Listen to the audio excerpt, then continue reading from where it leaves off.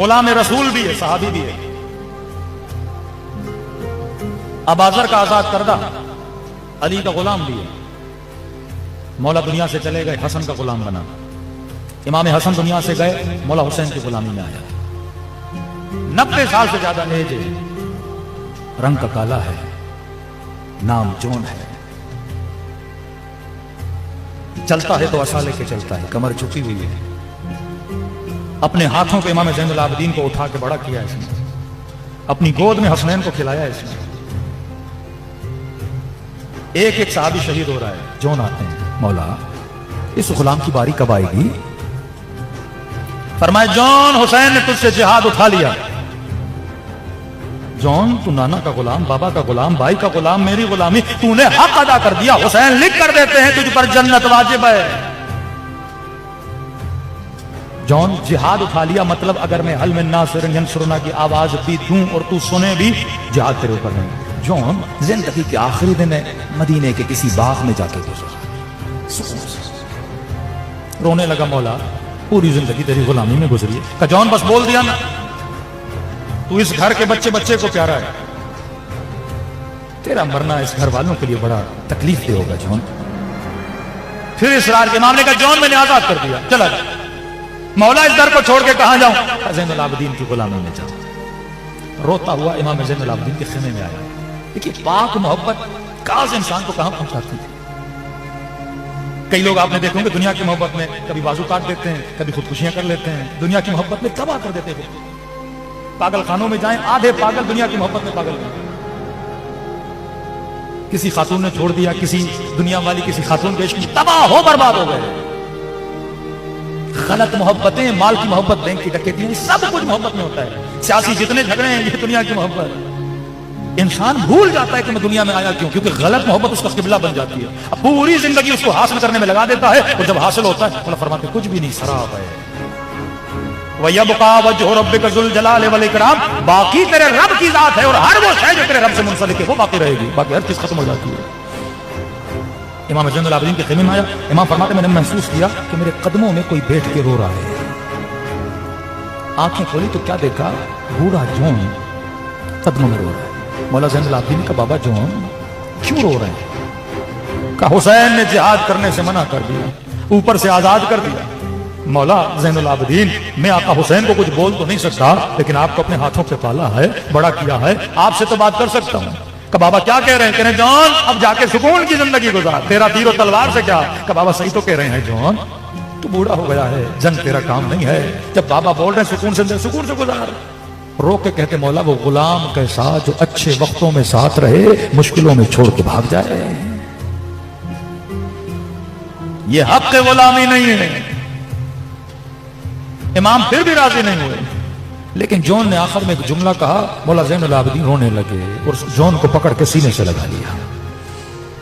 کہا مولا مجھے یہ لگ رہا ہے سب جا رہے ہیں، جتنے بھی اصحاب حسین ہیں، مجھے نہیں جانے دیا جا رہا. مولا کہیں ایسا تو نہیں میرا رنگ کالا ہے؟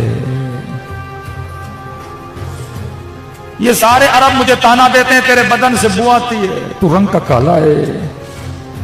فوراً سینے سے لگایا. جون ہمارے گھروں میں رنگ نہیں دیکھا جاتا. سفارش کی ابھی عبداللہ الحسین سے. بابا جون یہ بول رہا، امام حسین نے سینے سے لگایا. جون آج تک حسین نے یہ احساس دلایا کہ تیرا رنگ کالا ہے. ٹھیک ہے جون چلا جا. جون کو بڑی کوشش کی گھوڑے پہ بٹھانے کی. اب بوڑھا آدمی ٹانگیں صحیح سے گھوم نہیں رہی، کمر جھکی ہوئی ہے، بیٹھ نہ سکا. کہنے لگا مولا گھوڑے کو چھوڑ دیجیے، پیدل جاؤں گا، ایک ہاتھ میں عصا لوں گا، دوسرے ہاتھ میں تلوار لوں گا. کہتے ہیں بیچ میدان میں للکار کے کہنے لگا اے لشکر یزید، مجھے جانتے ہو میں کس کا غلام ہوں؟ میں نبی کا غلام، میں علی کا غلام، میں ان دو جوانوں کا غلام ہوں جو جنت کے جوانوں کے سردار ہیں. ابن سعد تک آواز آئی کہ کون ہے؟ کہ حسین کا بڑھا غلام جون ہے، ہمیں للکار رہا ہے. کسی نے کہا امیر مجھے بھیجو، ایک بار میں زمین پہ گرا دوں. کسی نے کہا تیر ماروں، کسی نے کہا نیزہ ماروں. کہ خبردار، نہ تیر مارو گے، نہ نیزہ مارو گے، نہ تلوار مارو گے. کہ امیر پھر کیا کریں؟ کہ اسے وہ موت دوں گا جس سے حسین کو تڑپاؤں گا. کہ امیر اس بڈھے صحابی کو کیسے مارے ہیں؟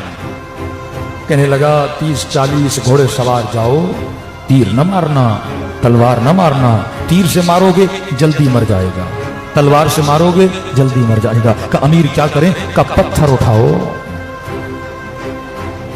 اتنے اس غلام کو مارو کہ اس کے بدن سے خون بہے اور میں اس کا تڑپنا دیکھوں۔ کسی نے پوچھا کیوں یہ ظلم کر رہا ہے؟